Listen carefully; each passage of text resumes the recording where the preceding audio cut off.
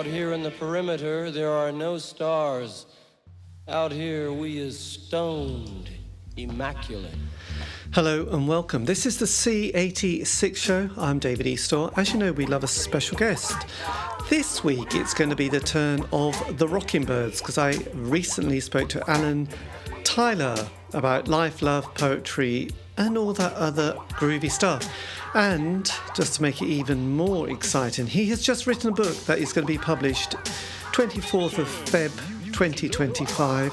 I will put a link in the notes below of how you can buy a copy on various platform sites, including Bandcamp. So anyway, you're going to find out more about Alan, the book, and everything else, really. So after several minutes of casual, interesting but casual, well, I'm not sure about interesting, but it was casual chat, we get down to that exciting subject that was the early formative years. Alan, over to you. Well, in the book, I call myself a Beatles baby, and I was kind of brought up with the explosion of like British beat groups, really. So I really do. It goes right back to listening to "I Want to Hold Your Hand" and "She Loves You," and music like that. The Dave Clark Five. Watching like British TV programs like your Cliff Richards and your Cilla Black shows, and yes, even your Scott Walkers and all the rest of it. So I was sort of very immersed in music. I come from quite a musical family. My parents were into amateur operatics, and I write a bit about that. So I was kind of a bit stage struck and around people who would like people who were sort of performers and stuff. Even both my grandmothers, for instance, were piano accompanists. They both, my grandfather on my mum's side was a very good singer, and they sort of had a bit of a kind of a sideline as sort of like semi-professional musicians singing in concerts, doing concerts around North London. So there was that, just the general excitement of pop music in its golden era in the 60s and 70s. Yes. Then punk came along, and all of a sudden, something which seemed quite remote, the possibility of being a musician. One wanted to be like, I was an early fan of Elton John because Elton John was really good. But also because he was from Pinner, which was very near to where I lived in Harrow, and it fascinated me that someone who lived near me could actually be a superstar, and so I was starstruck. And I write about that in the book. Yes, because it seemed a difficult thing to do. By the mid '70s, you got bands like Genesis who seemed, all these sort of like progressive and serious bands who've been musicians who seem to have been around forever, but had only been around for a few years, but that seemed like forever then. And it all seemed like it was all sewn up, and then suddenly punk happened, and all the sort of like all the explosion of bands around the end of the 70s, and then I just started getting involved. And yes, absolutely. Did you, because you mentioned Cilla there, because I do remember one of the first songs that I thought really excited me was Step Inside Love, which was a very explosive and dramatic song with this amazing chorus, which I suppose decades later it was the blueprint for grunge, really, wasn't it? But then I found it was written by Paul McCartney and John Lennon, and I thought, yes, it all makes sense. This is why that song absolutely rocks. But then we also had things like the Monkees and the Banana Splits and easy listening pop music that seemed very dramatic, as well as the glam period of Sweet Slade, T-Rex, the Osmonds, Crazy Horses. So you'd be a young teenager during that early 70s period. Did that kind of, before punk, did that kind of float your boat? Well, in the early 70s, by the time you had the teeny bop groups, I wasn't I was kind of dead set against them. I liked Bowie and I liked sort of glam rock, but then I did kind of have a a bit of a serious side. I was a bit of a serious child, probably. And I was quite curious about finding other things beyond the charts. So I would listen to the Alan Freeman show on Radio 1, which was on Saturdays.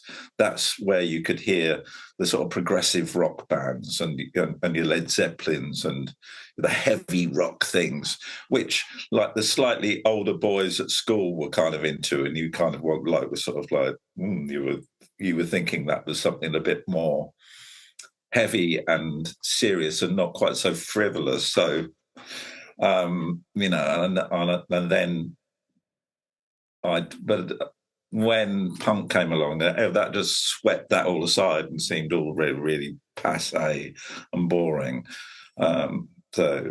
Yes. So you also mentioned that you had a love for football at this stage in the early 70s, mid-70s and obviously at that time there was the mighty Leeds or the dirty Leeds, there was Liverpool, but you became a Chelsea fan. Yeah, well, being a contrarian type of person I am, in the 90s, I gave up being a Chelsea fan because they were too good. And now I don't allow myself to support anyone because I know it should really be my team through thick and thin, really. So I ended up, I did support Chelsea as a child, but by the 90s, there were so many things about the club that I didn't like that I stopped supporting them. Did you go to matches at this stage? Sorry? Did you go to matches to see at Stamford Bridge? I did a bit. I did a bit, but I didn't like this. I was a bit of I didn't like the sort of the ever-present undercurrent of violence, sort of like mid-70s football matches. It just was not for me. I wasn't that kind of kid, So well, it was terrifying, really. I remember actually being in the big stand, or the new stand at Stamford Bridge, and having palpitations. I didn't like it. Also, so many different things I didn't like. I didn't like the ground. Now, actually, look at the pictures of the old ground at Stamford Bridge with the wide open spaces and the big areas behind the goals. It all seems quite like retro and interesting, but at the time I thought it was a right dog's breakfast of a stadium, and I didn't like the owners and all sorts of things, so I ended up not supporting them. Well, it was also quite interesting because those shots have got all those kind of little mobility vehicles, haven't they? Those little blue, sort of dotted around on the edges, which I don't think many modern football players would want to see, be quite so up close to a three-wheeler mobility, vehicle. Oh, yes. I mean, they're a bit of a thing of the past. I remember a family friend of ours having one of those.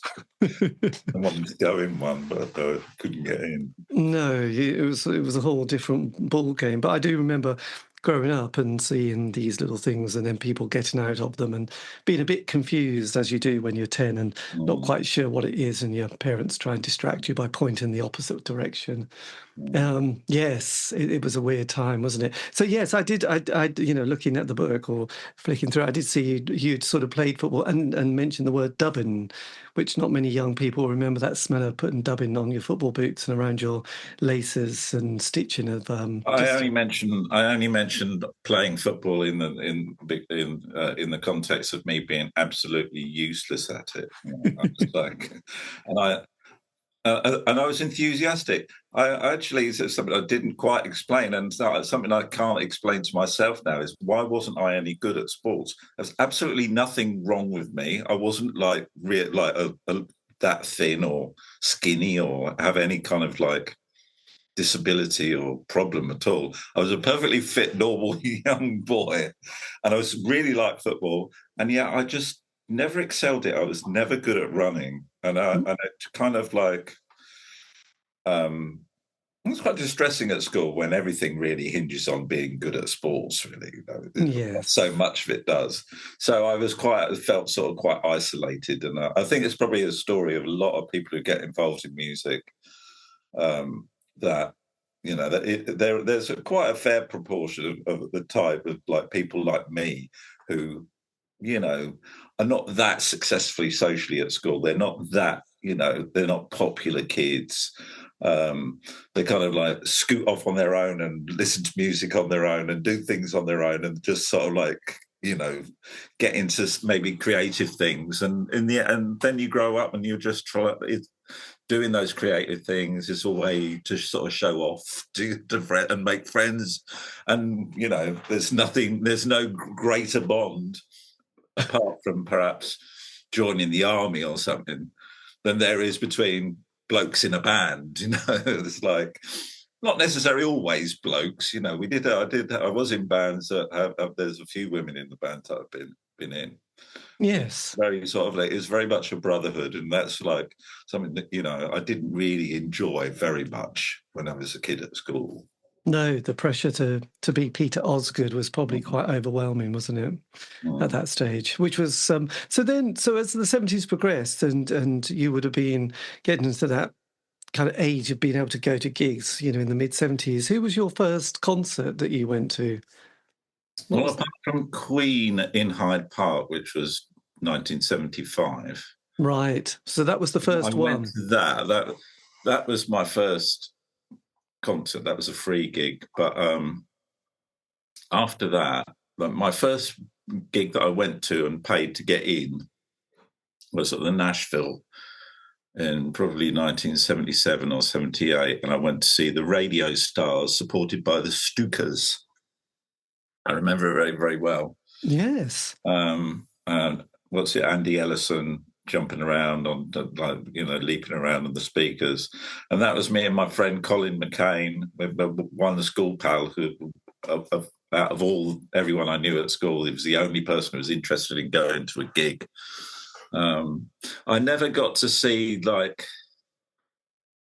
any of the big sort of punk bands. I never saw. I really regret, not seeing the Pistols, not seeing the Clash. I did see quite a few, because I saw X-Ray Specs and others, but I didn't see. I didn't see the Pistols. But once I started, I was always a kid who was interested in going into London. It's like one of those Red Bus Rover kids, even when I was about 11 or 12, you get a red bus rover. It was like pay 20p and it was a bus pass and you could travel all around London.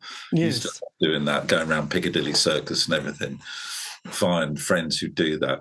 So I was always keen to go out to gigs, as soon as I could. And it was also most venues like the Marquee or whatever, they weren't bothered about whether you were underage or whether you could just get a drink, and that was a bonus. But I saw lots and lots of gigs from by the time I was about 16, going to gigs then.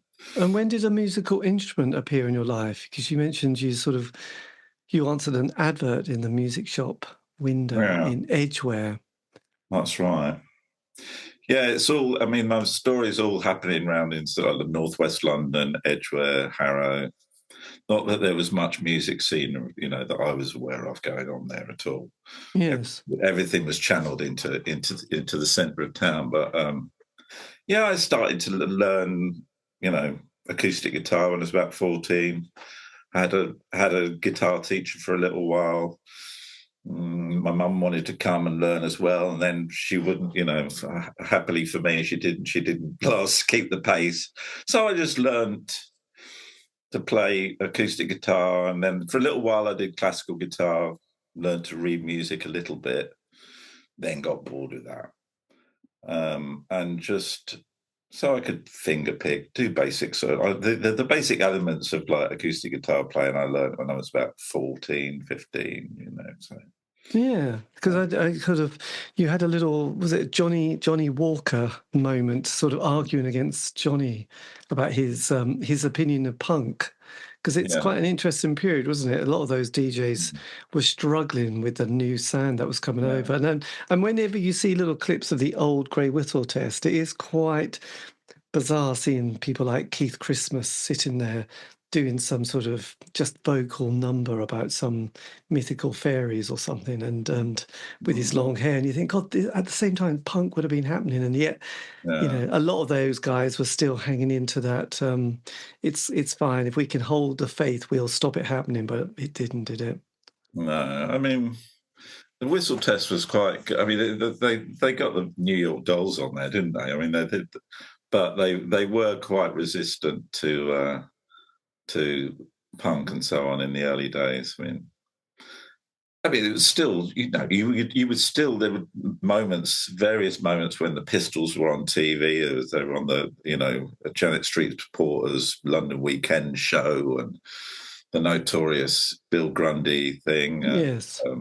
It was still present. There was a lot of controversy and interest around it. Like in the tabloid newspapers and everything. So culturally, it was very, very, very sort of exciting and interesting time. There was the Silver Jubilee, wasn't there, in 1977, the Queen's Jubilee, 25 years. Yes. And I remember being in the street where I lived, having a street party, and there was the controversy about whether the Pistols' "God Save the Queen" had really got to number one, but they sort of like pretended that it hadn't. No, it was Rod Stewart, wasn't it? Mm. Yes, he was there, which looked very different to the members of the Pistols doing his Cat Stevens number at that stage. Then did you, at that stage, when you got to 16, which would have been kind of that period, did you stay on for A-levels and then go on to do a degree, or did you leave school at 16? I did A-levels, then I was supposed to be going to university, and then I pulled out. Right. And decided to take a year off. Did a fanzine called Cool. Well, I know. And you got some amazing interviews and people in there. You'd got quite a selective taste here, hadn't you? Well, I was, at that time, I bought the Swell Maps first single. One of the interesting things about the old bands were so aloof, and you would never even think of writing to a band. I mean, I'd never thought of it. I suppose you might have done, and you might even have got a reply. But the Swell Maps put their home address on the back of their first single. I thought, they actually put their address here. I could write to them. So I made up a questionnaire for them to all fill in. What's your favourite pop group? What's your favourite film? What's your ambition? I don't know. I mean, there's sort of like silly questions like that. Yes. And within a week, I got this package back from them, covered in stars and jewels and full of little toys and all the answers to their questionnaires. And it's just the most delightful thing I'd ever received. Mayo Thompson, their producer, from Mayo Thompson from the Red Crayola, he completed a form as well, along with Sue Mailorder, who worked in Rough Trade. And so that was a basis for my first fanzine, which was a few reviews and a few silly stories and things that I wrote about Harrow and stuff. And it was, quite a sort of like, it tapped into the Swell Maps kind of interest in sort of like children's. I cut out pictures from a Look and Learn annual of a boy, Yes. girl studying, reading books and looking at a goldfish on the. That was the first front cover of Cool. And the Swell Maps had this. They mixed up sort of like this kind of like iconography of children's TV, mixed up with Bolan-esque sort of poetic lyrics and so on. And punky, thrashy guitar sounds, peaking on the meter, sort of like sound, and also mixed up with bedroom recorded B-sides. So I put out this fanzine.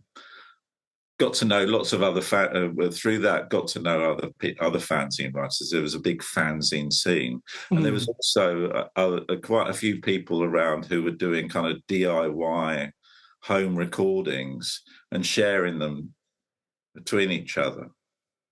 And the first sort of bands that I got together more on the basis of that, really. I mean, I describe how me and my friend, everyone had a daft name as well. I was Alan T. Wireless. This is all following after the swell maps who'd called themselves Nicky Mattress and then Phones B Sportsman and all these daft names.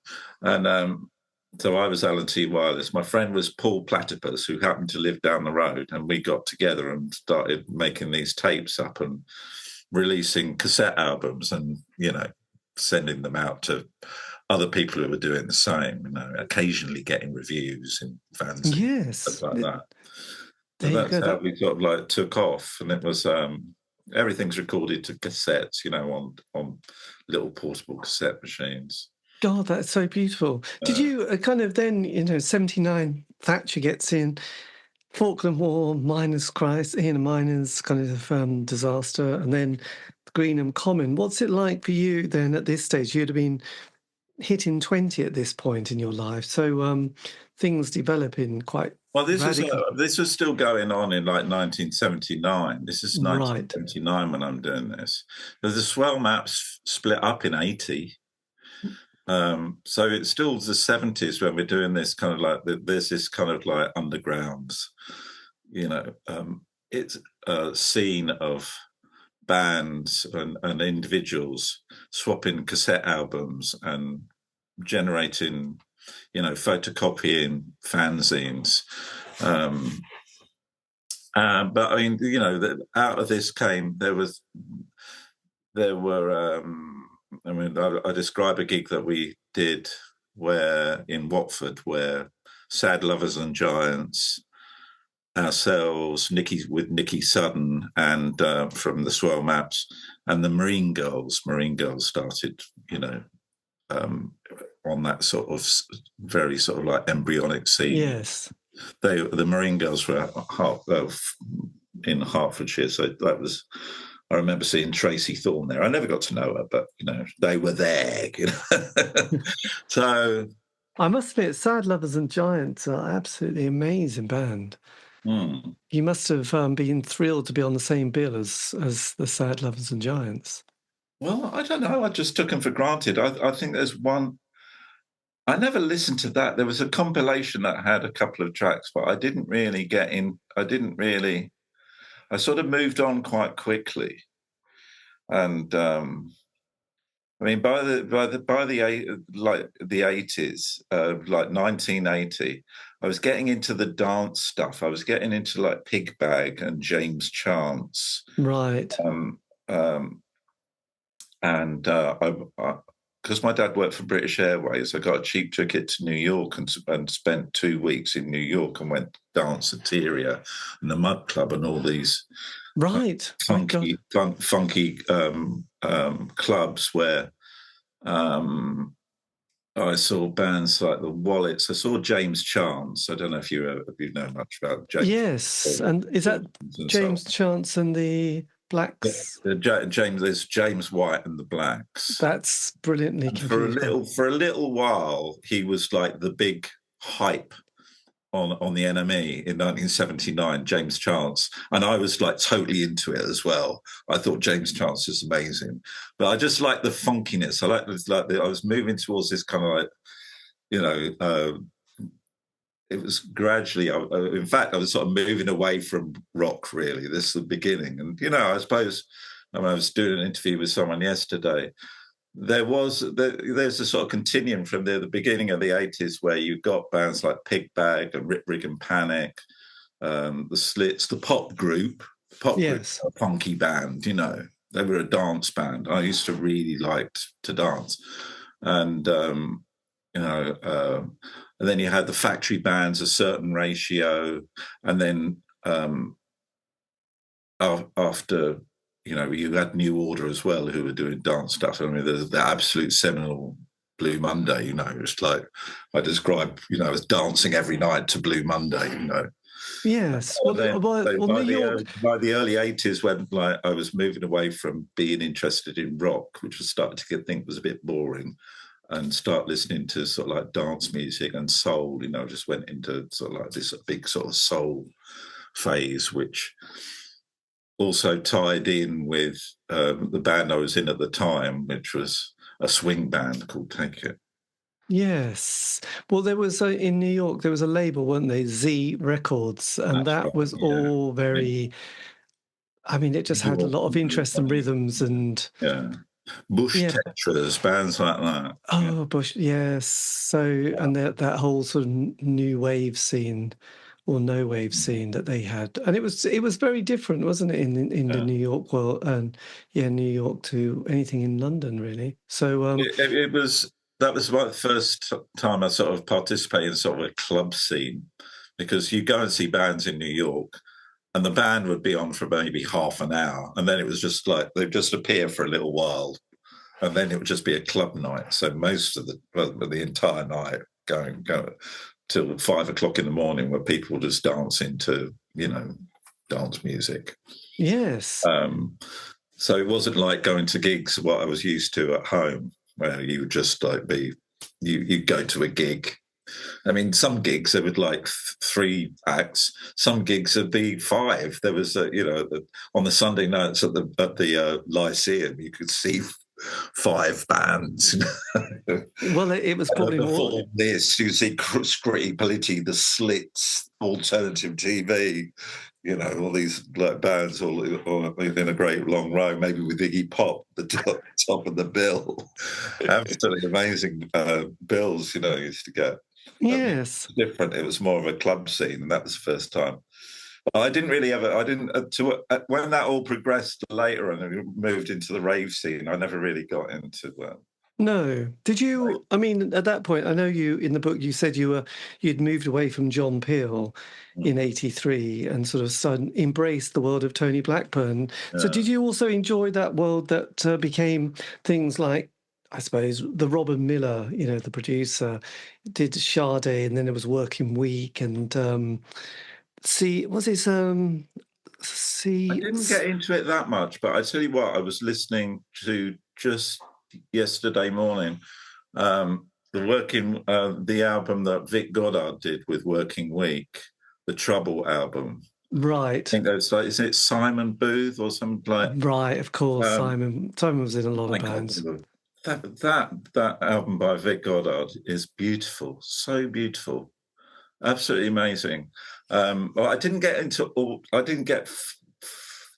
that far into that, but the band that I was in was kind of we were we were in the kind of same sort of zone. I was in this band called Take It. This is in '82, which had been a kind of raincoatsy type experimental band, which had a female drummer, but by the time I joined them, the guy who was like the mastermind of the band, a guy called Igor, Steve Wright. He decided that he wanted us to be a swing band. We were going to be go into swing, and we were going to renew and rejuvenate the classic swing era from the 30s, 40s, and 50s. Write songs in that style. Had a very good sing. We took on a very good sort of like jazzy, Sinhalese type singer called Etta, and we tried to write jazz standards, like Cole Porter's sort of standard songs, and we never made a record. But I mean, we were in the similar sort of. So I suppose Working Week, they were kind of like a bit adjacent to where we were. Yes. And what about Blue Rondo with Chris Sullivan? Blue Rondo were one of those bands. Well, they hardly made any records, though. So it was just you read about them and you knew of them, but I never really knew. But they had great club nights and scenes, didn't they? There was other clubs, weren't there? There was Alice in Wonderland, and there was that kind of new dandy scene, wasn't there? New psychedelia with people like the Bangles and 3 O'Clock, and there was a lot of different tribes happening at that stage as well, where people were harking back to mod Britain, and so did you go into any of those kind of things, or were you, because on this list you've got like your favourite records in '83. You had that classic one, wasn't it? Get Down Saturday Night, and Oliver music by D Train, Beat the I didn't Street. go to any clubs where they played that kind of music. I'd never really participated in the scene, so I didn't go to any. I just listened to it on the radio and bought the records. I wasn't part of any. The scene that we were into, our band, we were sort of committed to was Bernie Rhodes Club Left. That was the club that we used to go to at the beginning of the 80s. And Bernie Rhodes had set this up as a showcase for Vic Goddard and the Subway Sect, and for a couple of other bands. The other bands, the Subway Sect were the backing bands, and you had Vic Goddard on one night. It was once a week, this club. And then Dig Wayne, who ended up becoming Joe Boxers with the rest of the Subway Sect, and a kind of like torch singer called Lady Blue. Right. So the idea of Club Left was that it was kind of like, it was meant to be like a salon. It was meant to be a place not just for music, but for intellectual conversation. It was slightly Gallic, it's a bit sort of like, stripy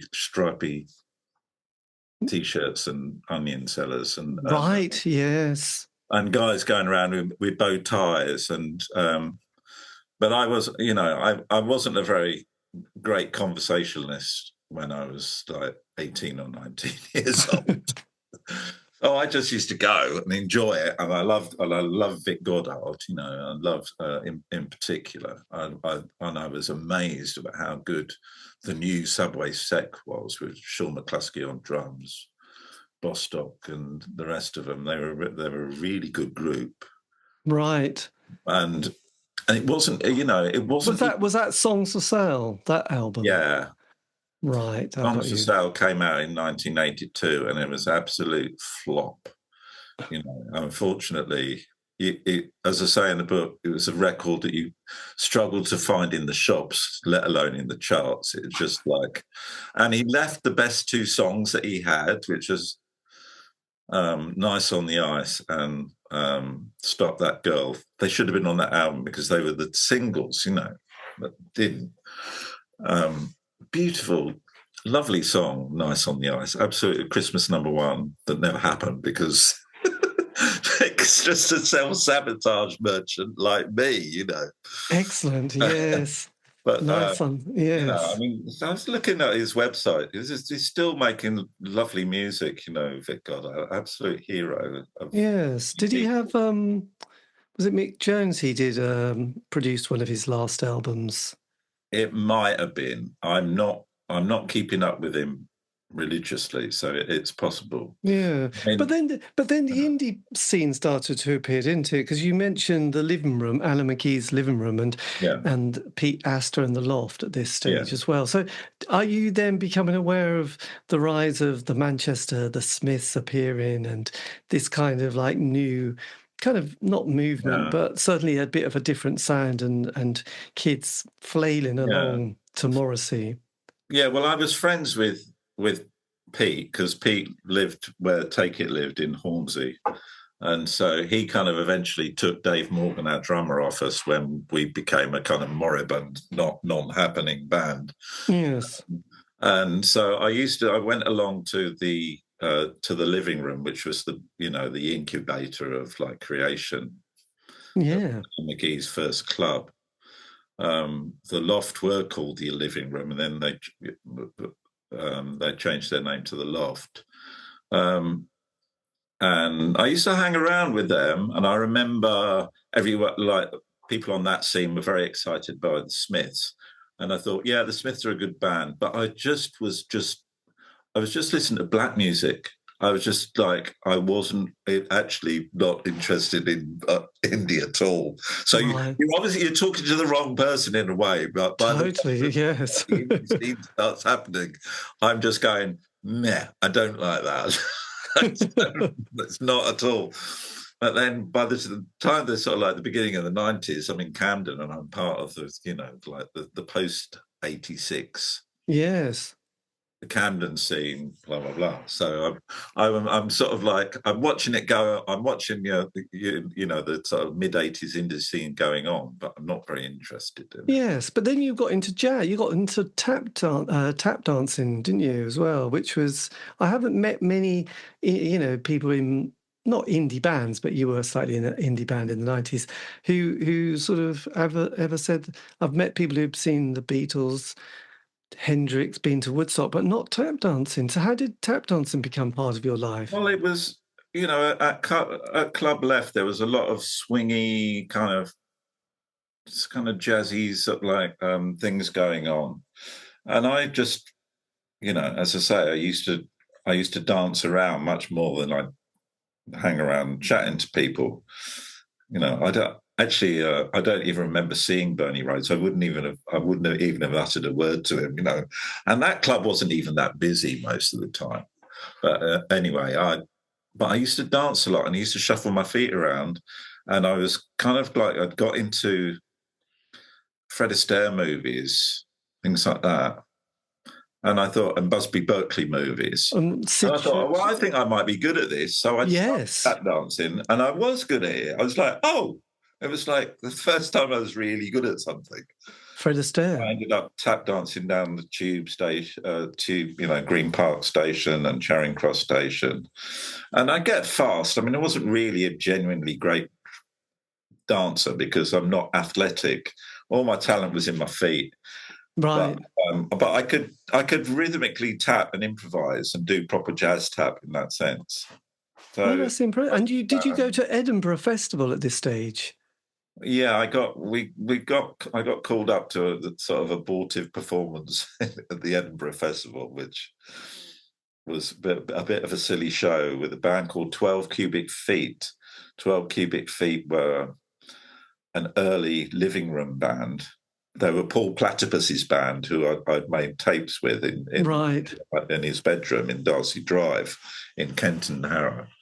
But he was in who else was in 12 Cubic Feet? Just for your kind of like family tree. Yes. Dave Evans was in 12 Cubic Feet, and he ended up playing with the Mary Chain, for instance. There was a progression there, Dave Morgan also deputised or played a bit with Primal Scream, didn't he? He was with Primal Scream for a while, whilst still with the Loft or the Weather Prophets. I'm not quite sure how that all worked out, but yes. And then you had a poet friend called Duncan as well, who lived on tin fish and heroin. Well, Duncan, God rest his soul, I'm afraid. He died a long, long time ago. He was like a poet. Because they all ended up living in Peckham. They wangled on some kind of like mobility scheme, a hard-to-let council flat in Peckham. And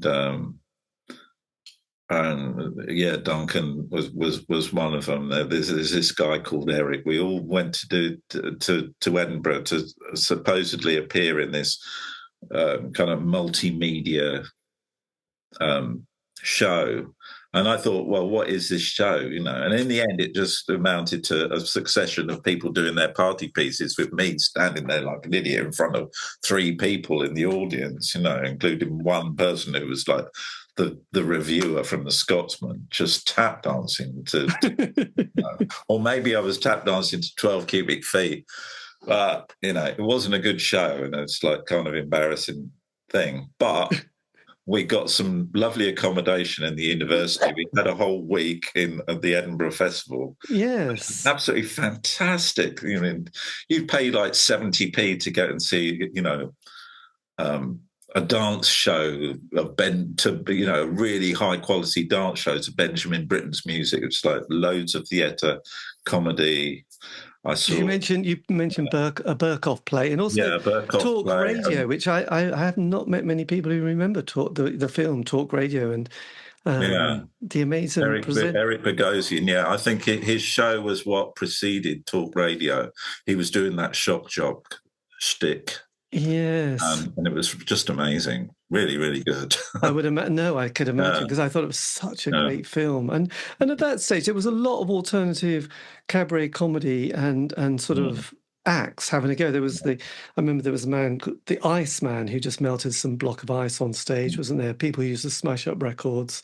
I mean, I didn't write about it in the book, but I was actually involved in the sort of like the early alternative cabaret thing, which was like there was a club or a night called Apples and Snakes, and it was based around poetry. And this is like really sort of like 81, and they'd get John Agard, they'd get Benjamin Zephaniah, they get all the people who have like became famous later became famous. John Cooper Clarke would do it, and that was that embryonic time when the whole sort of like alternative comedy thing was happening, and it was the early stages. It was very connected with like poetry cabaret. A lot of the acts would do poetry, funny poems and stuff.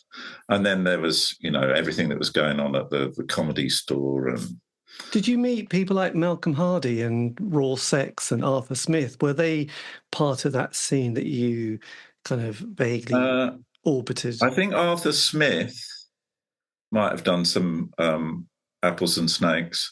I mean, I wasn't involved. When I say I was involved, it was like my girlfriend's friend who was running it, and I'd just go along. So I didn't know any of these people. I mean, my sort of thing, I tend to kind of like lurk around and sort of like watch what's going on my book isn't full of like real sort of insider stories of like, my 3-day bender with Malcolm. With someone out of Oasis or anything like that. I tend to just like be kind of like on the periphery, watching everything that's going on with a certain amount of amusement and but there was a lot in that 80s period. There was a lot of cooperatives, weren't there, and art clubs and art venues, and then you'd have people like the Pogues appear, or the Men They Couldn't Hang, lots of benefit concerts, and then you had Red Wedge, with people like Junior, Billy Bragg, Gary Kemp, and the Redskins. So people got quite pulled together during that period as well, and you must have been.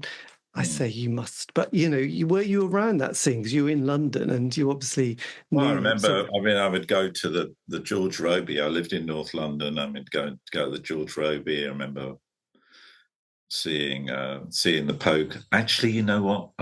I actually watched. I think my friend supported the Pogues in the Robey, and I went to see them, and then I stood in the bar and didn't. Well, the whole Robey just got completely taken over by lunatics, just going absolutely shit ape. And I just looked at, I don't think I'm Irish folk. I don't think I like that. So I didn't bother. It was just like, silly me. It won't catch on. It just won't. Missed out on that fun, like, a kind of like a slight sort of like a mixture of snobbery and being just a booze hound, wanted to stand by the bar. Yes. But yeah, I saw the Robey was a great one, and there was like later on there was a club called Club Dog. You ever heard of? Oh yes. Which was a real sort of like grebo-y, very alternative, very sort of squatty, very hippie mecca. It really was. Because you've got a chapter called Cowboys in Camden Town, don't you? Yeah. Which is, and you mentioned these great gigs. Yeah, I mean, that's by sort of 89. I'd moved to Camden, and Club Dog and the Robey had been going for quite a few years by then. It was quite a well-established thing by 89.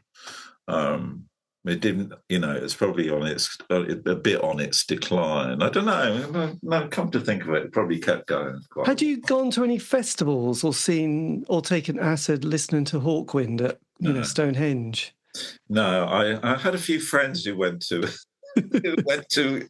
Glastonbury and reported back. I never went to a festival until 1992 when the Rockingbirds got booked. Right. First time I went to a festival. The first time I went to Glastonbury or any other festival was that in 1992 when we played in the acoustic stage. Yes. So, In comfort. Andy Hackett in the band, various other people. Andy Hackett was kind of like been every year, one of those I go every year sort of people. It wasn't as good as the first one. I know, Andy. But no, I didn't. Though I remember.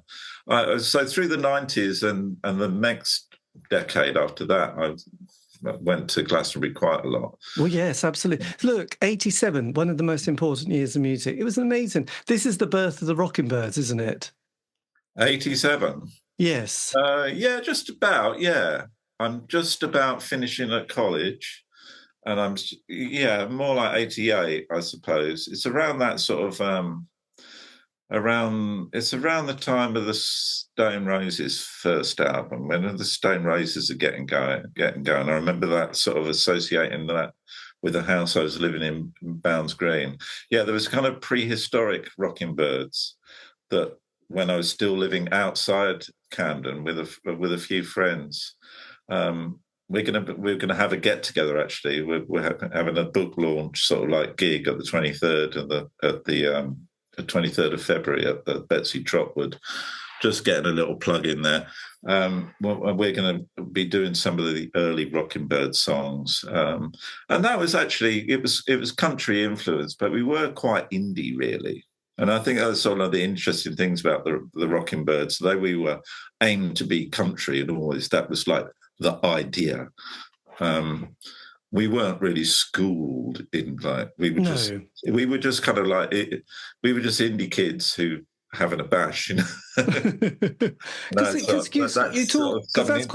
that chapter you've got a brief prehistory of the Rockingbirds. There's an interesting bit about the housing cooperative and talking about Sade and Robert Elms as well. So you obviously, because I know one of the things that my theory about why there's so many bands from the 80s was that social security was very good, easy at that stage, and you had job seekers allowance, enterprise allowance schemes, your rent paid and council tax all taken care of, and you had happy hour at the pub. So what not to like? You could survive on £38 a week. Yeah, I mean, I don't know if you're familiar with Mark Fisher, the sort of like cultural commentator. Oh, yes. I mean, some of his videos are good, where he talks about how supportive, we were still living off the benefits of social democracy as it was then, Yes. There was still, you could still squat places. You could still sign on and get away with it.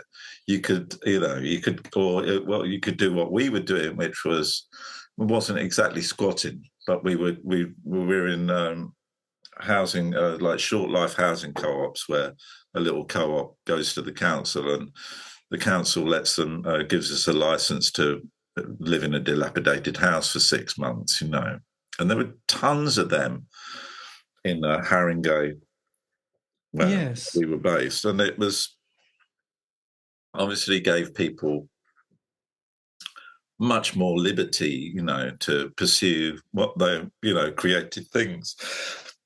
You could, there might be a spare room in your house. You might be able to make a little studio, music studio, art studio.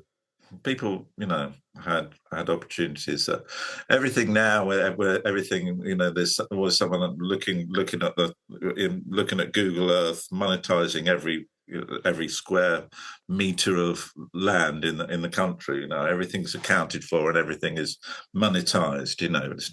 Wasn't like that then. There was still, you could still get things cheap. You can get some things cheap now, but you could live cheaply. You could, become a cycle courier, which is what I was, in the late 80s. Make enough money, make a bit of money, do what I want, buy a guitar, hang out, go to the pub, have a nice life, Yes, absolutely. Not ambitious, and get a band together, Could you meet a guy called Miles, don't you? Was this Irishman with a French-sounding name? Yes, that was quite interesting because you said he knew the Miami show band. Yeah. Who had been famous for being massacred in Northern Ireland. Yeah, that's right. I mean, Yeah, that was. I mean, I was at the North London Polytechnic, and that's where I met Miles. And there was another guy called Malcolm who was like this, kind of semi-genius philosopher guy who had learned the entire catalogue of Robert Johnson and could play it all and sing it all. But Miles was my mentor when it came to getting me into country music.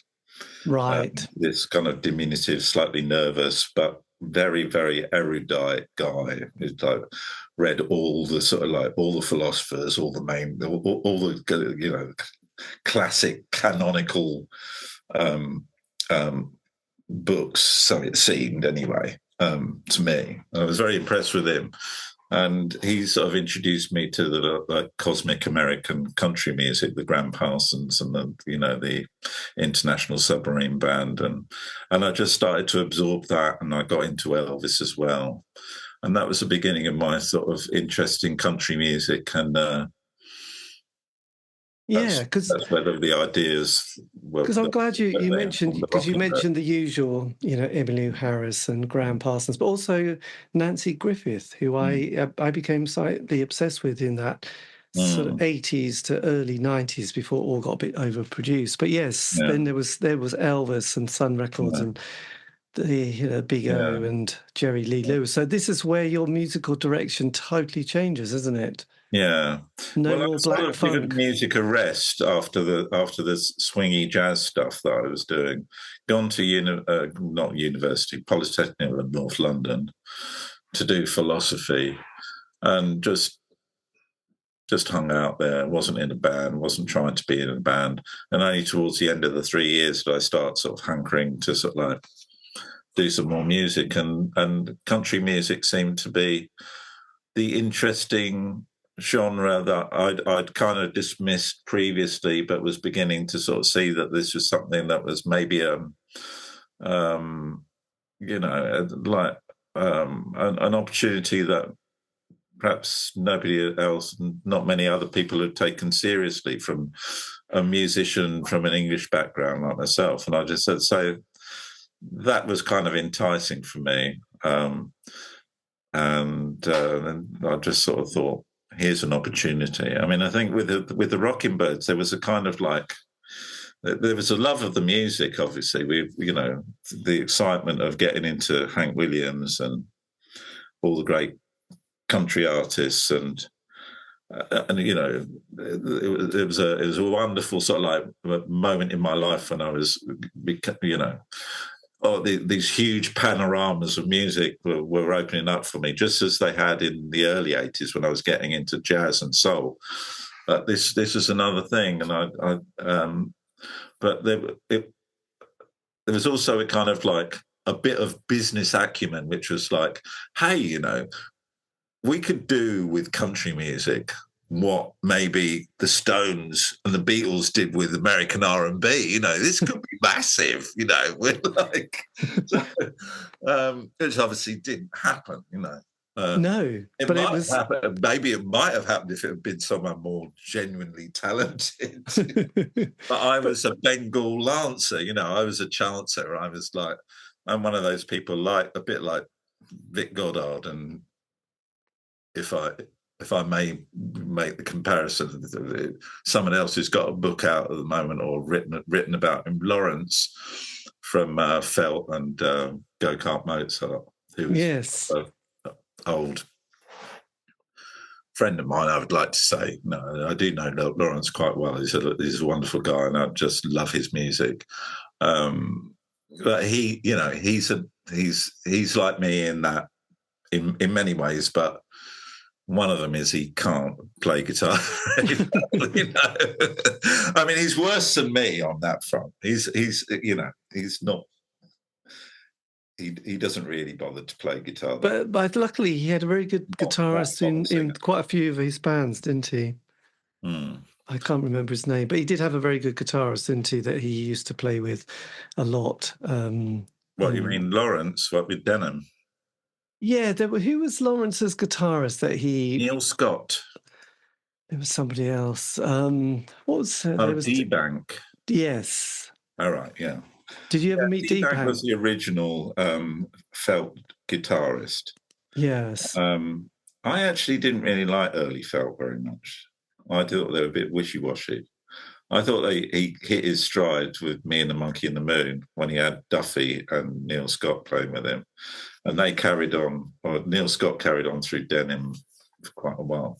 But, Well, I love that one of the greatest songs ever was the one which he does called Osmonds by Denham, which is just a musical masterpiece. Yeah, really. we loved that. I mean, Sean from the Rockingbirds does backing vocals on the Back in Denim album and Denim on Ice. So we were very proud of Sean's being on that. Yes, And we used to bore. I think Dave Evans, who I mentioned earlier, 12 cubic feet, Jesus chain, became the driver for the Rockingbirds. I think he might have got a bit fed up with us playing first Denim album over and over again. But I thought it was absolutely fantastic. Yes, I really went for the Denim thing. Yes. So getting the Rockingbirds together, it was a lovely local Norwich connection, actually, isn't there? Because you've got Andy Hackett, but also Patrick on slide guitar. Yeah. So, because I'm from Norwich, so we I see. Okay. could see Patrick literally 200 yards down the road until they moved. You know Patrick? Well, only by sight, but I sort of probably say hello to his partner more than Patrick because she's quite sort of now, but yeah, she's quite buzzy. So so you sort of managed to collect this group of musicians together. Who I believe he was the guitarist in Hank Wankford's band for a while. I think he did for a little bit. I think he did a little, not very, perhaps not that much, but yes, he did, yeah. But yeah, he was playing guitar, but then he got into pedal steel, and we took him on. Yes, and you had a very good look, didn't you? I mean, quickly got the image, got the attitude, got the sound. I mean, it all slips into place really quickly, doesn't it? Yeah, I mean, we were quite keen on getting our. I mean, we had some quite. We had Dave Golding, Greenwood Golding, who'd been in The Weather Prophets with Dave Morgan. Yes, it was quite a cool looking dude. We weren't entirely sort of wearing cowboy clobber, which I observe in the book can be a bit of a bad look if everyone's trying to look like a cowboy. We had Dave Morgan looking in his sort of leopard print jacket and leather trousers, looking more like a member of the Cramps, and so we weren't all wearing cowboy shirts but I mean, yeah, we mixed up things like cowboy, studded shirts, plaids. But we mix them up with, Ben Sherman shirts that sort of classic British stylings, the Fred Perrys and so on. We put them in Crombie coats. yes. Hackett would wear a Crombie coat or even some tweed, So and a lot of hair. There was a lot of hair in that band as well, wasn't there? You had that sort of 70s look. We were much generally hairier than other bands, yeah. You were going to always win that contest. We were very, So your first single, the first time you go into the studio, or the first single is Your Good Girl's Gonna Go Bad. This features Leslie from Silverfish on guest vocals. And yes. So why did you go for a Tammy Wynette song? It was actually the people at Clawfist suggested it. Well, the reason they suggested it was we had one of our ideas. Instead, we had worked up our normal Rockingbird set, but we thought it would be fun to do a Rockingbirds rolling review where we would get different guests from the Camden, mainly people who are around Camden, to sing country songs with us as the backing band. Right. So Tom from the Faith Healers did Lovesick Blues. Leslie from Silverfish did Your Good Girl's Gonna Go Bad. And those were two of the songs that were part of a bigger show that we put on and played. I think we did it 2 or 3 times first at the Bull and Gate, then at the Borderline. Maybe that was it until until 1992. We did another one headlining the second stage at Reading, at the Reading Festival on the Sunday in 1992. This is when we'd been signed, and we ended up doing a rolling review with, I think Leslie from Silverfish and Tom probably did it as well, but we had a few more heavyweight people with us. We had Edwin Collins, we had Vic Goddard, and we had Suggs as well. And we played to a moderate crowd, on being a headline band on the Sunday at Reading. But we had a slight problem where we were in competition with the band that were on the main stage, which is Nirvana. Yes. Possibly the most famous gig by any band at a British festival. It's like it's a legendary final last hurrah of Nirvana, isn't it? And there was the Rockingbirds toiling away. Yes, doodling, over drunk and not turning in the best performance, perhaps, of one of our Rockingbirds roller reviews, while Nirvana were making rock history on the main stage. With Patrick on the slide guitar. Yes, it's going to be a difficult one. And of course, it's like these days can be quite long, it's going to be a bit of a long day. So we start off in the pub, leaving for, I suppose Reading is not that far, but it's sort of like early in the afternoon. In the Sussex Arms in Covent Garden, for some reason we met up there, probably because the Heavenly Office was there. Yes. We probably had a bit too much to drink, and it was a bit of an underwhelming experience in the end. I would imagine. So look, then you signed to Heavenly. This must have been a real scoop for you guys. I've got a lovely book on Heavenly Records somewhere here, which came out. Oh, Believe in Magic. Yeah, Heavenly recording the first 30 years by Robin Turner. Yes. Yeah. So this must have been a dream to sort of get onto quite a sexy little label. Yeah, absolutely. I write in the book about how we were on the Camden scene. Jeff Barrett had, prior to me moving to Camden, he'd been putting on gigs at the Falcon on a night under the name of the Phil Kaufman Club. Phil Kaufman being the legendary manager of Graham Parsons and Nancy Griffith, right, and Jonathan Richman. He was their road manager, and so I sort of thought, who is this Jeff Barrett geezer? He's obviously into the right stuff. Some of his friends started coming along to the Falcon to see us, guys from East Village. His girlfriend, Val, used to come along and see us. He remained, Jeff Barrett, who ran the label, remained a bit elusive.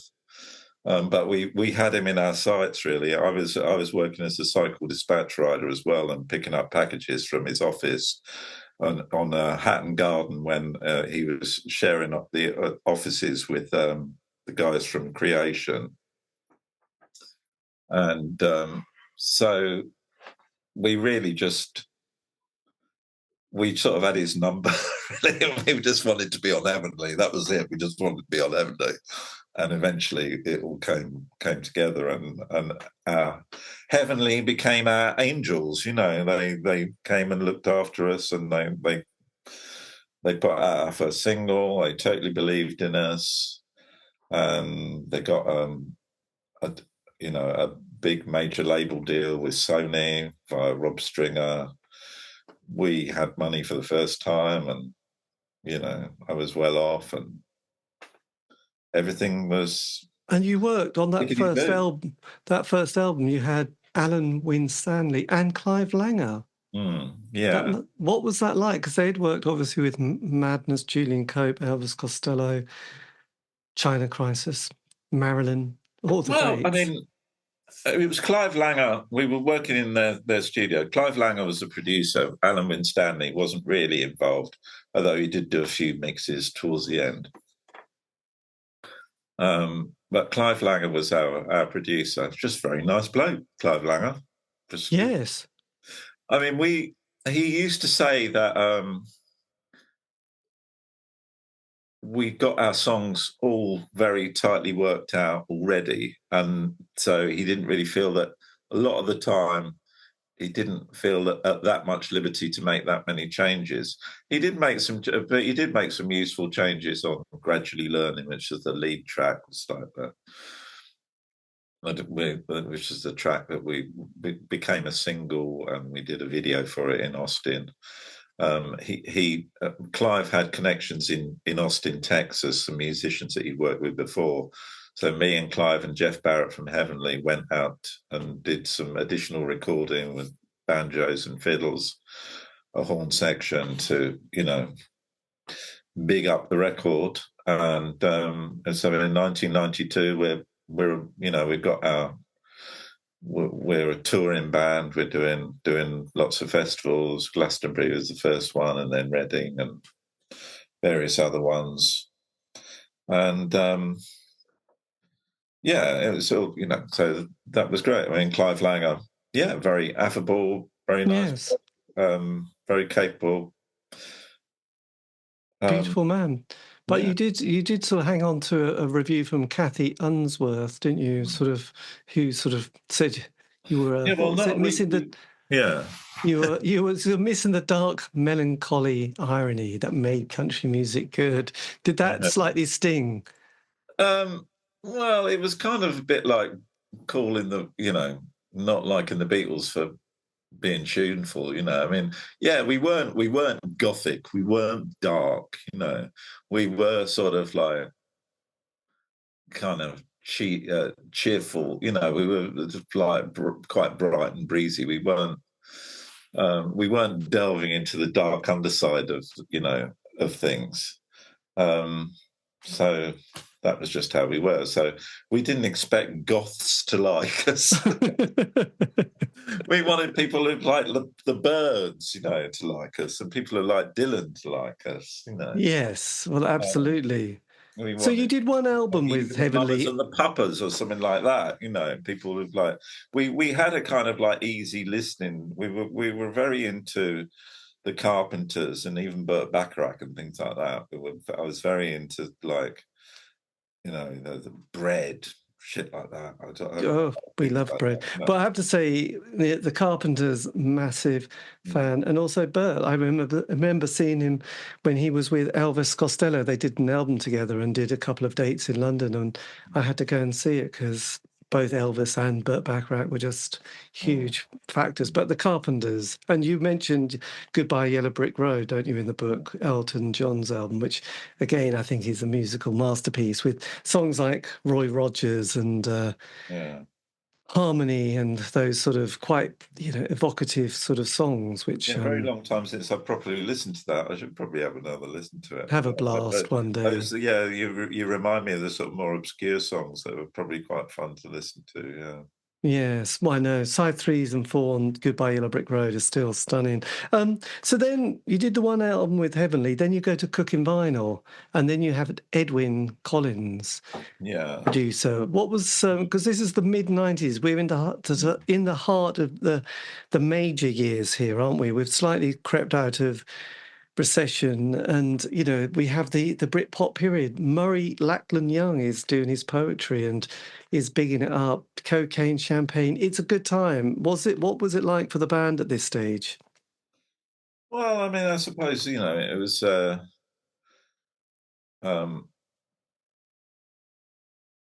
with the band really. In '92, when the first record had been made, I felt in a way that I'd done everything I wanted to do. I had a bit of a kind of like romantic idea about it all. And I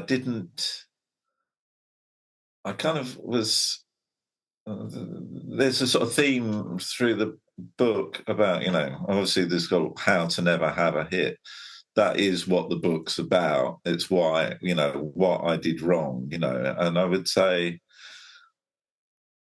I really just dreamed of making one great album, and then just that would be fine. That would just be it. That would just be amazing. I don't really, and I'm not saying the first Rockingbirds record album was a great album, but with certainly a lot of people around us at the time telling us that it was. We got this amazing press. Not from everyone, but from a lot of people. And, with something like Enemy's 16th best album of the year or something like that. It's quite high up in their ratings. And I just kind of felt, I was had this sort of airy-fairy sort of idea. I didn't... I think there's a sort of, with me, I love being in the band on the one hand, but sometimes I always wanted to walk away from it. It's very hard being in the band. I like to have my time to myself on my own, and I want to sort of wander off. And I like someone like Andy Hackett, our guitarist. He just loves company. He loves to have someone. He won't do anything on his own. He'll go find someone to go. Whereas if I want to go do something, I'll just go on my own. Anyway, I just kind of didn't have that long-term plan to take it on. And in that 1992 year, I only wrote one song. There was a lot of drinking going on, a lot of stupidity, a lot of some really good gigs, but a lot of not very good gigs, just because we were drunk and just being stupid. And I suppose, it was very, and I kind of had this dream of, I had this mythical place that I dreamed up that I got a dream about called Agaristo. And Agaristo was named after a horse that I dreamed. And I actually, Devon and Exeter, number 14. And the horse actually won. I missed putting a bet on it. But then after that, I decided that Agaristo was a place and somewhere where I would escape to and get away from, disappear once my album was made.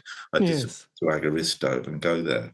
So I thought it was somewhere in Texas. So when we went to Texas, I was looking for Agaristo and looking in the phone books and thinking, where's Agaristo?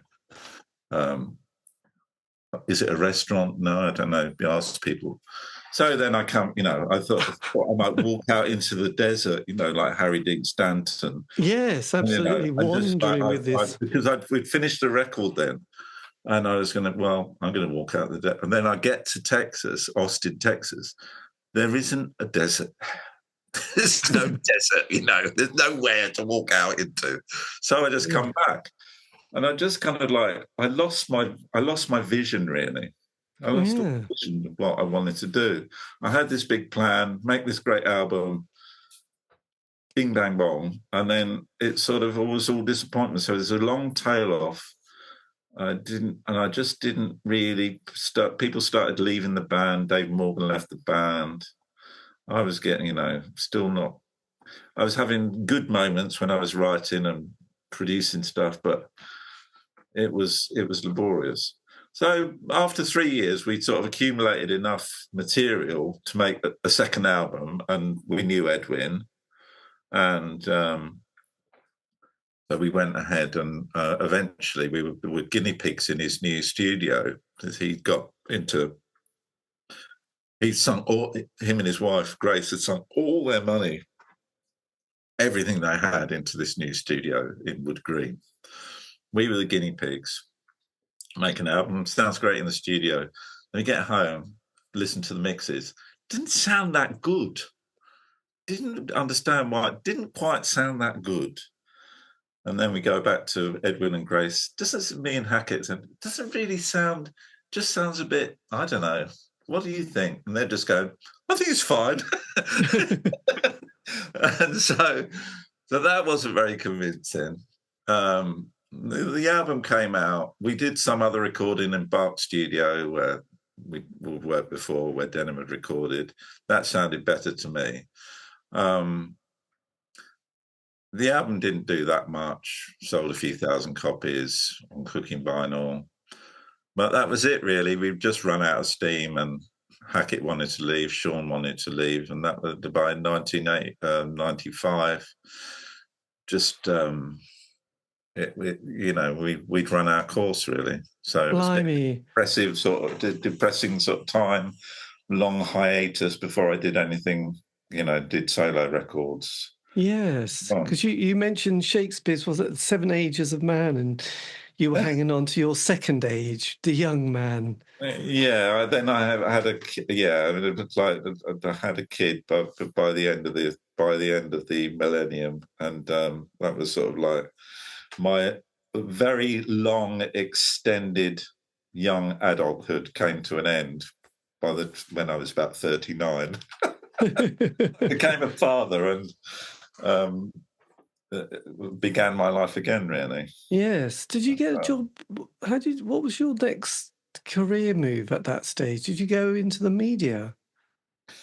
Well, yeah, I mean, there's a chapter called In Tall Buildings. Yes. Because that was one of the songs that we used to do, the John Hartford Waltz in Tall Buildings. Very beautiful song about a hippie who sells out basically all his dreams and ideals. This is one of those, and Gallison works in an office. And this is one of the Rockingbirds' big songs. It was actually one of the 2 songs that we did on later with Jules Holland, which I sort of cocked up a bit and describe in the book that I couldn't bring myself to watch it. I was absolutely indignant, very unhappy with it. I don't think Jules, as nice a man as he was, and he gave me his phone number and everything, I don't think we weren't very convincing that day in the studio. Anyway, so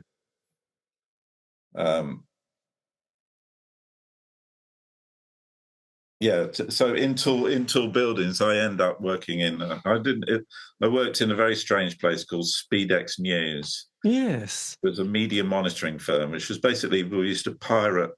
We used to record all the television programs and try and sell.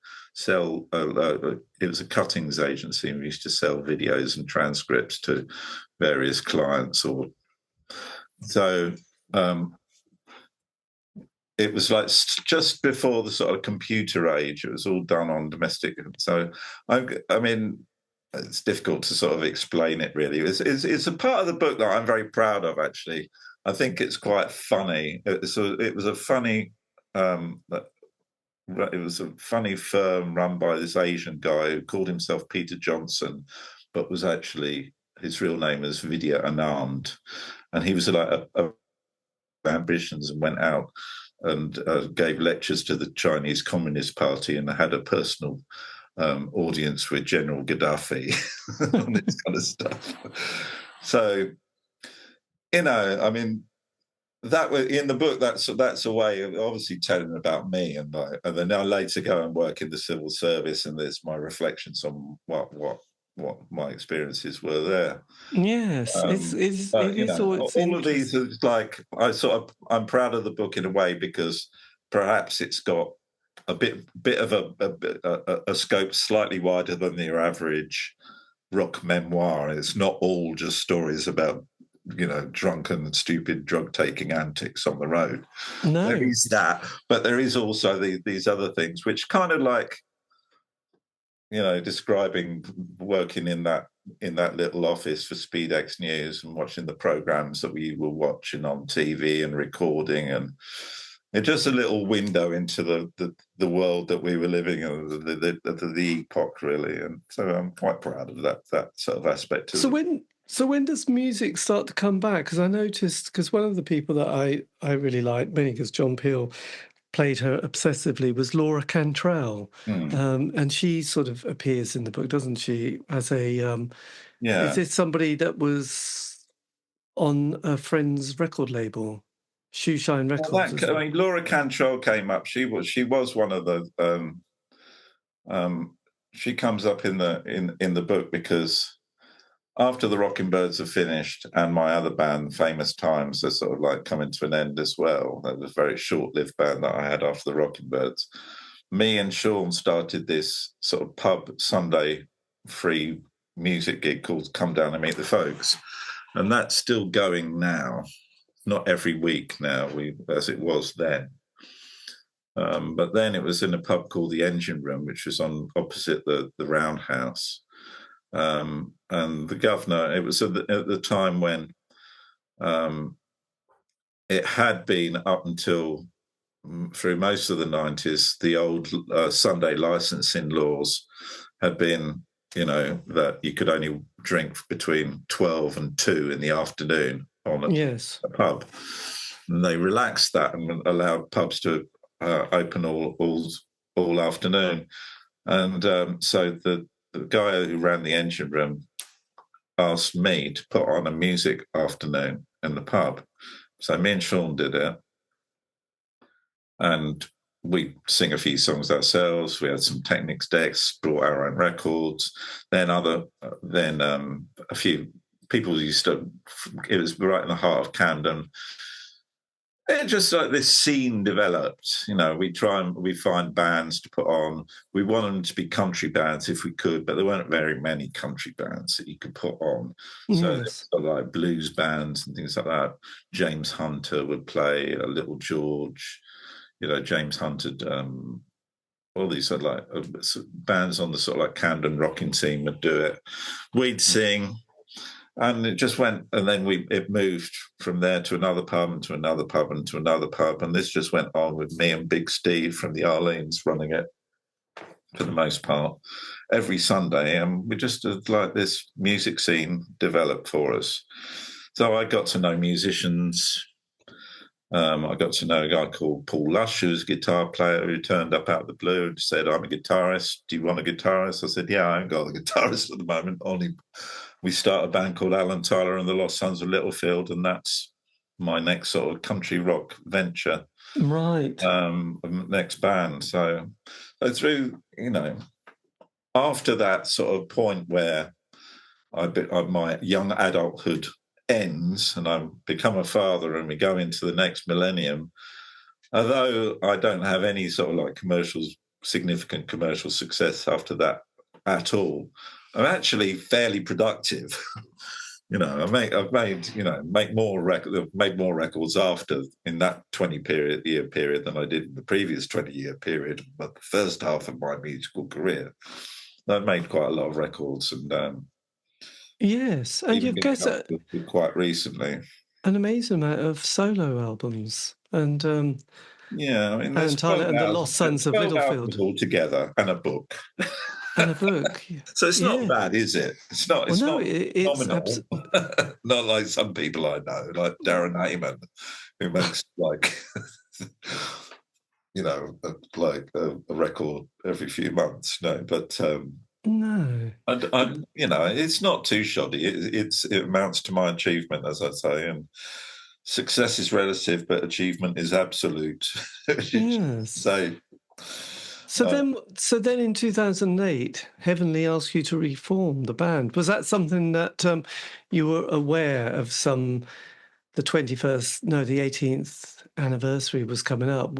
Or... Yeah, I think it was the 21st, wasn't it? I don't know. I mean, they just asked us to do the gig, so we said yes. And then it seemed like,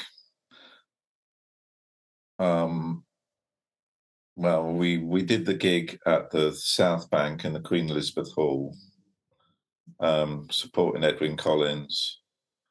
When there was obviously a full house, and it seemed like the Lost Sons of Littlefield were a good group, but we were struggling to attract audiences, not selling many records. And I thought, well, the Rockingbirds have got a better profile. Yes, we should maybe just do that. So that's what we did. And so, in the course of time between then and now, the Rockingbirds have made 2 more albums following the first 2 albums that we did before we split up. Oh, that's impressive. Yes. So that's quite nice. You've got this extra little bit that kind of comes together. Yeah. So you did one in 2013, The Return of the Rockingbirds. Where was that recorded?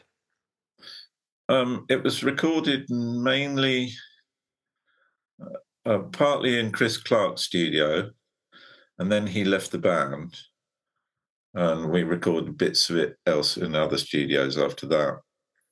Yes. And then more Rockingbirds, which came out about 10 years ago. No, that was 2019. Oh, right. No, yeah. Yeah, but it was recorded a few years before that because it was sat on the shelf for about 3 years because we were a bit moribund, really, to be honest. It's a good record. There's some really nice tracks on more Rockingbirds. No, not talking it down. There's some really good tracks on there. Yes. Did you prefer at that stage to be making kind of more solo albums where you had complete control? I suppose it's easier to do. I mean, I got into doing it in the end. I bought a programmable synthesizer, an OP1 synthesizer, and I got into like doing it all a real sort of like DIY electronic music, which my last 2 solo albums have basically been. And as I describe in the book, I got the idea of doing that because 30 years before, in the 80s, while I was doing that sort of swingy jazz thing with Take It, I was also fiddling about with Roland programmable bass and drum synths and stuff, and composing music on that, which came to an end when my stuff got burgled. So I packed it in. But I enjoyed it then and thought, well, I'd actually quite like to muck about with some synthesizers and have a different approach and do a DIY thing. So that's what I did. So was that the last solo album was made in Middlesex? Was that the last? Yeah. That was the last album you did. So then before that, El Tapado, which was the first of the electronic ones. Yeah. God damn. So then the book, when did you decide that you needed to get it out there and have the commitment and publish it or write it? Well, I describe in the sort of prologue how the precise moment when I have the idea for the book, because I'd always sort of said, I'm not going to write a book. No, I'm a songwriter. I'm not going to bore people with my book. But then I was sort of sitting on the Bakerloo line going to work, listening to some Hank Williams songs, and I come across a book. I always struggle to remember what the name of the song is. It's not a song by Hank Williams.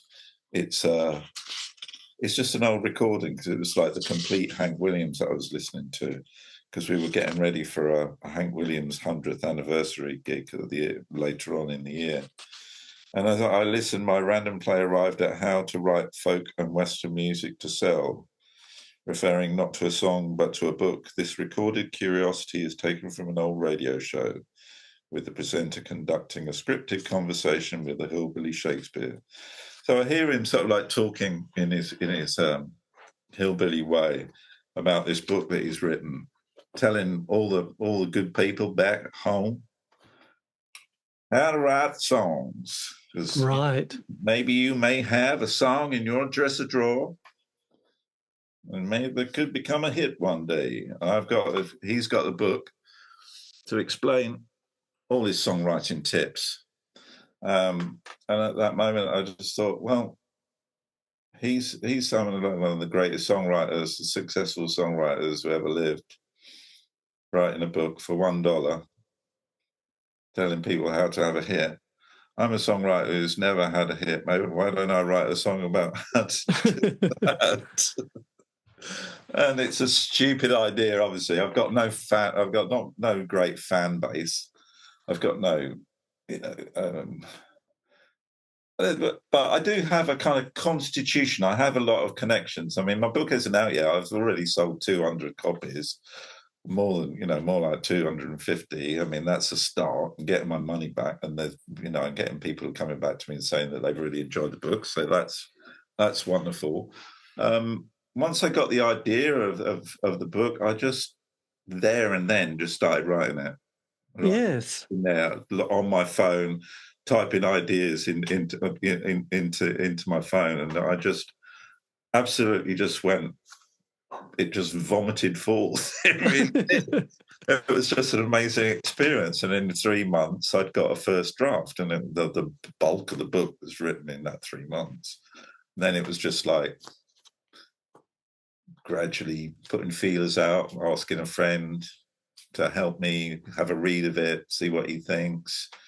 What can we do? Got a proper first draft together. Sent it out to a few people. They were enthusiastic. I sent it to John Niven, who's an old friend of the Rockingbirds, friend of mine.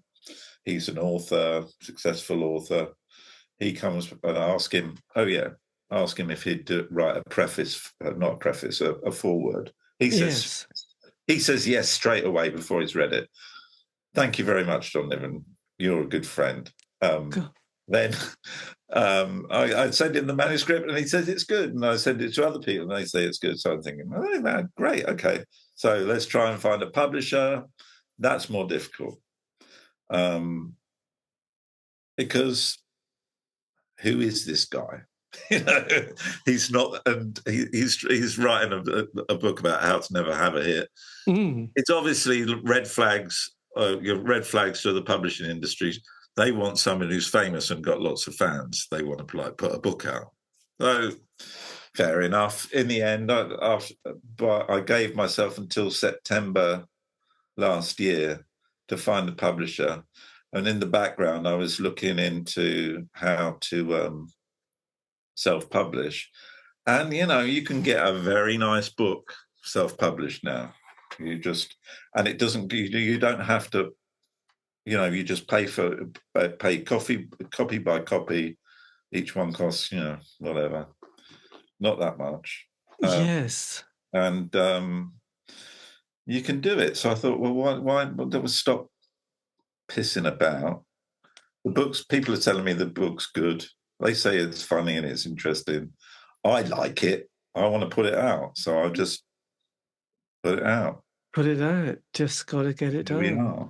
It's got, and I've got your website here. You've got dates all through to the summer, so hopefully you got more dates, more books. God, it's going to be brilliant. I have to say, it's going to be a good time, isn't it? Yeah, I mean, and now it's providing a nice little framing for me to sort of like do gigs, and I've got an Alan Tyler How to Never Have a Hit show, which is going to be 2 sets. I had a band called the Alan Tyler Show, which was kind of like do 2 sets, all the best songs that I, cherry pick all the best songs of my career, and yes, and do covers that I like. But now I've got the book. I'm doing a sort of show where there's a few all the songs from the book, including not just the Rockingbirds and my later solo stuff, but also the swingy, a few of the swingy jazz numbers and so on that I did with Dave Morgan in the original Take It, which is really good fun to do. Really nice, like, where we obviously were actually a good band, There's quite like a decent song, a few songs that we put out. And so those songs will be interspersed with little readings from the book, and it's going to be a show, it's show business. We're tap dancing. And we're tap dancing. I screwed taps to my cowboy boots today. Good. It's going to happen. It's going to happen. This is all very exciting. I think you must have also noticed there's been a lot of people writing books or sort of, there was a guy from the Faith Healers, Joe, the drummer, who brought out this photographic book of that scene from his kind of period in the 80s and 90s. I don't know why I've just mentioned that one, but that's quite niche and obscure, but people love it. Everyone's writing their memoirs now of that 80s, 90s period. There's documentary films, exhibitions, everything now. So I think you're on the zeitgeist. People are curious now, aren't they? And they're going to go back and listen to those early albums again with excitement. And I think people will absolutely flock to it. Actually, that's my feelings. Well, thank you. I'm feeling very positive. It's given me something to do. I mean, I've got the whole year to sort of promote the book. I'm completely focused on doing it. I've got gigs to do. I've got, musicians to work with, rehearsals to go to. Yes. People, And do you have sort of people to stand up potentially? like you. Do you have potentially new material that you might be looking to record again? That I do not have. I never No, will. I've completely focused on the book, and I haven't been writing. I haven't written any songs for a couple of years. I must admit, it's not the first time I've had a fallow period. Fair I'll enough. try. So if people, I think I'm a project guy. I do sort of like to have a project, and in a way, the Rockingbirds were a project. It's like, an idea. So the book is the idea now, and the book is a way of like reframing what I've done in the past and putting shows together. I haven't got a big idea beyond that, so I haven't really been writing songs. I don't just sort of like write songs in my sleep, really. I decide I'm going to do an album, and I do it. yes, I and the best like place for people, ideas. I've got the links to your website. Is it Bandcamp then? You can buy books as well as download MP3s and buy records.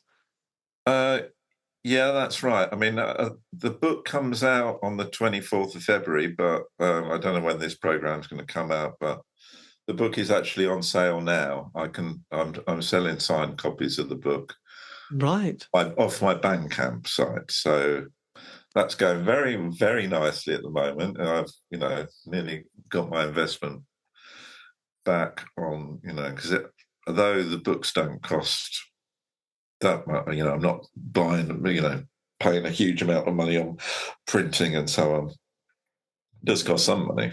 Well, absolutely. Sorry? Absolutely. It's Yeah. always going to. And what about Amazon? You've got it on Amazon as well, haven't It's you? on Amazon. Rough Trade are going to be selling signed copies from the 24th. So it should be out there, it's going to be it should be in the shops to a certain extent. I don't know if I give them enough discount for them to want to put it in many shops, but it's eminently buyable. Well, absolutely. I'm very prompt at putting them in the jiffy bag. I put them in on the day. If you get on my Bandcamp, you'll get it with a bit of luck. You get it the next day.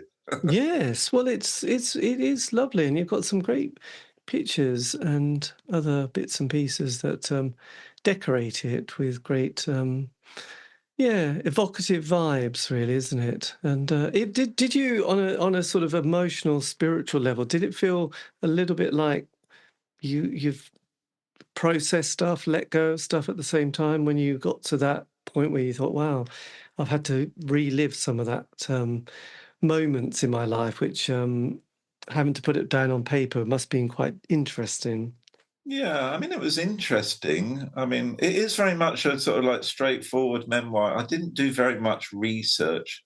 I did do a little. I did have a couple of conversations with people to try and remember a few things, but literally like a couple, really. And then I Yes. fact checked it amongst the band, but I didn't.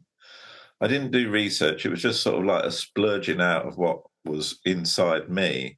And also that probably means that there's, the quirks of memory and recollection never being that reliable. It may be a bit wrong, but not in a not hopefully in a way that will trouble anybody. No, Um, no. so I don't know. Is it like I've not had any. Also, the way I've written it is I've done it as a kind of it's a bit I make myself the butt of the joke. It's not a sort of like a memoir that dishes the dirt and criticizes other people very much. Yeah. tells a story of what some people did, and some people do, other than myself, do silly things in the book, you know. But I think most of them are big enough and sort of like to share my sense of humour, and are perfectly happy so far to sort of like have the stories out there, you know. So I just I don't know. It wasn't hard work really. It hasn't been, but it was intense. No, it's like, and I'm constantly, and I'm not writing it anymore. That's finished. All the time I was writing it, it does completely consume you, you know. Wherever Yes. you go, or whatever you do, you know.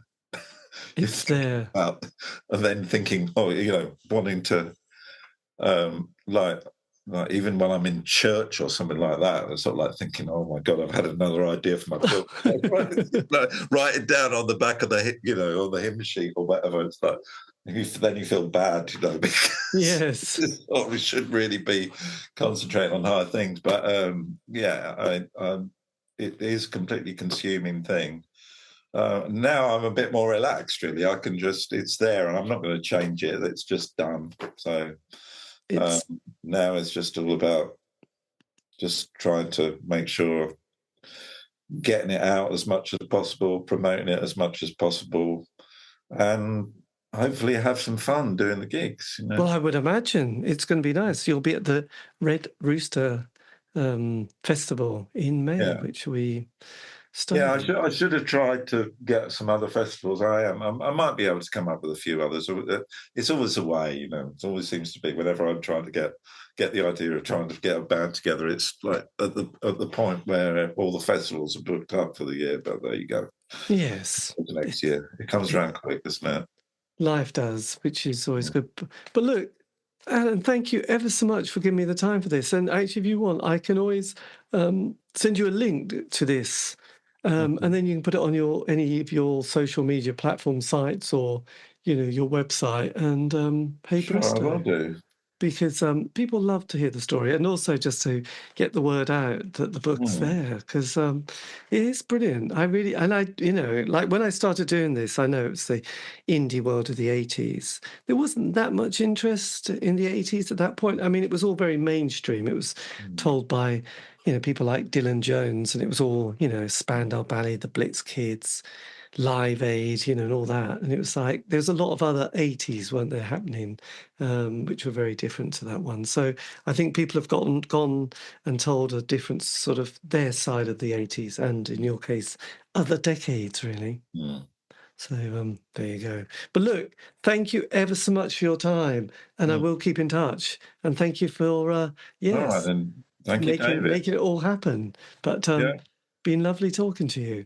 And thanks. All right. Well, see you somewhere else sometime. Yes, possibly in East Anglia. Okay. Had a book right. David.